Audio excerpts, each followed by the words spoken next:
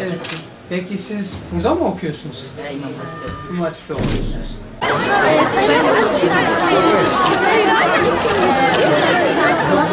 Zaman içerisinde devletin şu anda tabii ki takdir edersiniz ki Bakanı Sayın Mehmet Şimşek 1967 yılında Batman ili Gercüş ilçesinin Arıca köyünde dünyaya geldi. Burada biliyorum derslik başına düşen öğrenci sayısı yüksek.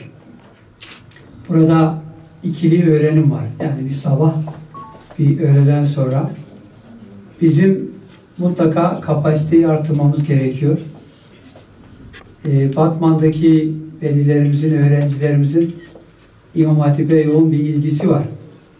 O nedenle biz İmam Hatip sayısını birkaç yıl öncesine göre, yani 3-4 yıl öncesine göre 4'e katlıyoruz. Kardeşliğimizin, birliğimizin, beraberliğimizin pekişmesiyle birlikte biz o alana giden paraları, imkanları, kaynakları şimdi çocuklarımızın geleceğine, eğitime, sağlığa, altyapıya harcıyoruz.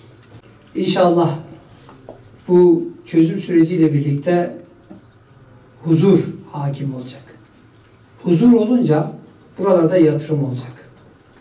Yatırım olunca işte biliyorum her ailede işsizlik en büyük sorun değil mi?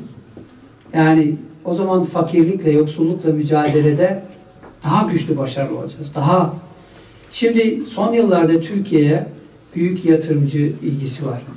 Batman'a da ciddi yatırımcı ilgisi var.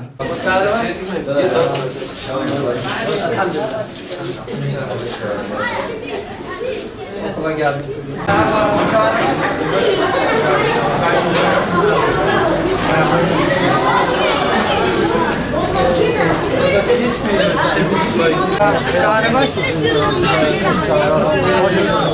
Şimdi başla inşallah.